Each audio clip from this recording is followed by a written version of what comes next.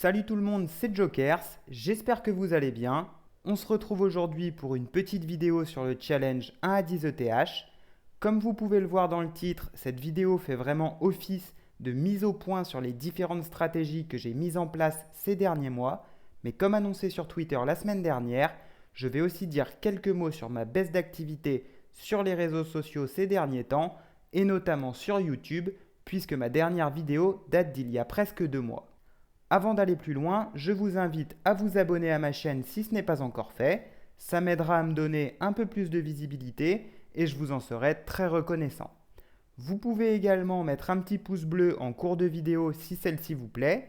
Et bien évidemment, si vous n'êtes pas encore inscrit sur Sorare, vous pouvez le faire en passant par mon lien de parrainage qui se trouve juste sous cette vidéo. Pour moi, c'est un énorme soutien et je serai très heureux d'être votre parrain et de vous accompagner tout au long de votre aventure. Ceci étant dit, on va pouvoir entrer dans le vif du sujet. Et avant de parler stratégie, j'aimerais revenir brièvement sur ma baisse d'activité. Alors il y a plusieurs facteurs à prendre en compte, mais le principal reste quand même l'ambiance morose qui règne autour de Sorare depuis plusieurs mois maintenant. Et c'est super chiant. Moi j'utilise Twitter uniquement pour Sorare, je suis pas grand monde, la majorité c'est des créateurs de contenu ou des comptes spécifiques au championnat que je joue, mais à chaque fois que j'ouvre l'appli, c'est systématique, il y a des commentaires négatifs dans tous les sens, sur tous les posts, et je vous avoue que cette spirale négative, elle donne pas envie de faire grand chose. Alors je ne blâme en aucun cas les gens qui se plaignent, qu'on soit bien d'accord. Ils ont leurs raisons et la majorité sont justifiées. J'estime que Sorare a enchaîné les prises de décision très litigieuses, avec une communication vraiment pourrie. Ça fait 1 an que je suis sur le jeu et que je lis des communiqués comme quoi ils écoutent les retours des managers et qu'ils vont améliorer leur communication, etc., honnêtement, il y a encore du boulot. Associé à ça, on a une chute du marché qui fait que quand tu gagnes une T3, que ce soit au foot ou en NBA, et une T3 c'est quand même censé être une récompense correcte, elle est évaluée en moyenne à 5 euros. Donc bon, je peux comprendre que certains commencent à se lasser. Enfin voilà, vous voyez un peu ce que je pense de tout ça. Alors c'est pas pour autant que je vais aller me plaindre sur Twitter en notifiant Sorare ou Nicolas, parce que pour moi c'est strictement inutile, ça fait pas avancer les choses et au contraire on entretient une mauvaise ambiance qui est délétère pour l'avenir du jeu. Personnellement, ma réponse c'est de sortir un peu de tout ça. Alors bien évidemment je reste sur le jeu et je continue à être aussi rigoureux que je l'étais, mais concernant les réseaux et l'écosystème qui gravite autour du jeu, je prends un peu mes distances. D'autant plus que, comme vous le savez, je suis à La Réunion depuis maintenant 5 mois et que, comme toutes les bonnes choses ont une fin, j'essaye de profiter à fond avant de rentrer en métropole. Donc voici en quelques mots le pourquoi du comment je suis moins présent. On va maintenant passer à des choses bien plus intéressantes qui concernent le jeu et uniquement le jeu. Alors comme vous le savez, pour ceux qui me suivent depuis un moment, l'été dernier j'avais investi sur des joueurs européens en fin de championnat pour les revendre à la reprise de ceux-ci. J'avais acheté une vingtaine de joueurs pour 0,33 ETH que j'avais revendu 3 mois plus tard pour 0,75 ETH, ce qui nous donne un bénéfice net de plus 130%. Donc forcément, j'ai voulu faire la même chose avec la MLS.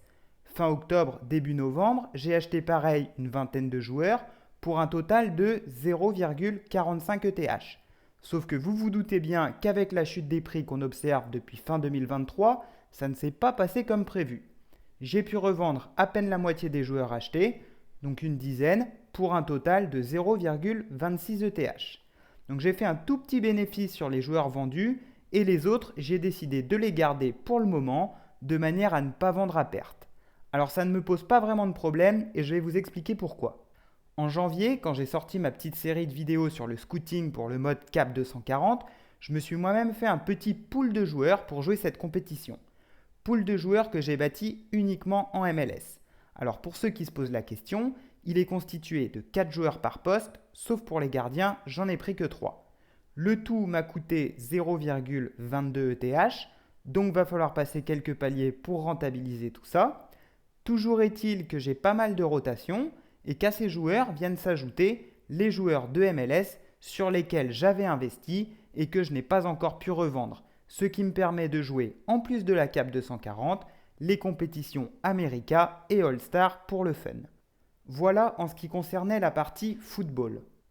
Un petit mot sur la NBA que je joue depuis son lancement. Alors j'avais sorti une vidéo dans laquelle je vous avais présenté les 20-25 joueurs que j'avais achetés au départ pour jouer les deux compétitions, Contender et Champion. J'ai gagné pas mal de rewards. Début 2023, j'ai décidé de racheter une quinzaine de joueurs pour venir compléter mon roster de départ. Alors je ne vais pas rentrer dans les détails parce que je prévois de sortir en fin de saison une vidéo faisant vraiment le bilan de cette première saison de NBA.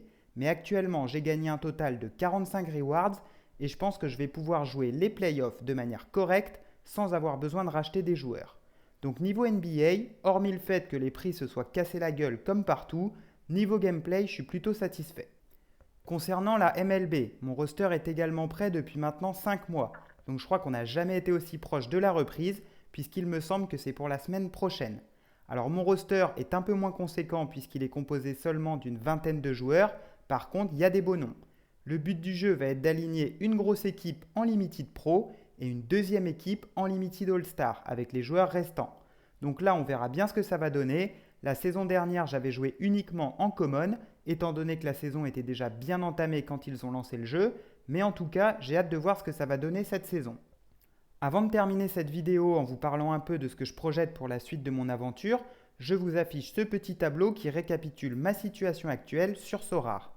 Donc au niveau du foot, le bilan SO5 il est médiocre, mais c'est normal puisqu'en un an, j'ai commencé à y jouer depuis seulement fin février avec la reprise de la MLS. Par contre, niveau achat-revente, on n'est pas trop mal puisqu'on est sur un bénéfice net de 0,65 ETH. Au niveau du basket, c'est l'inverse. J'ai pas fait d'achat-revente. Le bénéfice que vous voyez ici, c'est les quelques rewards que j'ai vendus. Et par contre, en SO5, comme je vous disais tout à l'heure, on est sur du 45 récompenses pour une valeur actuelle de 0,38 ETH. Concernant la MLB, rien à dire pour le moment, on fera sûrement un premier point à la mi-saison. Alors maintenant, comment je vois la suite des choses? Si mon investissement sur la MLS s'était bien passé et que les prix n'avaient pas crash autant, j'aurais très certainement réinvesti sur des joueurs européens en fin de saison. Mais à l'heure actuelle, c'est très peu probable. Je ne pense pas non plus réinjecter que ce soit en NBA pour la saison prochaine, parce que j'estime que mon roster est relativement solide, ou en MLB, puisque j'attends déjà de voir ce qui va être proposé par Sorare et comment je m'en sors. Il est fort possible, en fonction de l'ETH que j'aurai de dispo à ce moment-là, mais aussi en fonction des prix du marché, que cet été je me fasse soit un roster pour jouer la Cap 240 rare avec des joueurs européens, soit un roster pour jouer les compétitions U23 et ou Champion Europe en Limited. Perso, je suis bien tenté pour la Cap 240 rare, mais tout va dépendre des prix parce que pour le moment, j'ai pas encore le budget et j'ai pas prévu réinjecter d'euros dans Sorare. Voilà les gars, cette vidéo touche à sa fin. J'espère qu'elle vous a plu. Si c'est le cas, n'hésitez pas à lâcher un petit pouce bleu. Si vous avez des questions ou remarques, laissez-moi un commentaire, je réponds à tout le monde. Comme je disais en début de vidéo, je vais gentiment profiter de la fin de mon séjour au soleil. D'ici quelques semaines, on fera un bilan de cette première saison de NBA et du début de celle de MLB. Entre-temps, j'hésiterai pas à tourner une vidéo s'il y a des choses à dire. Donc on se retrouve au prochain épisode. Ciao l'équipe!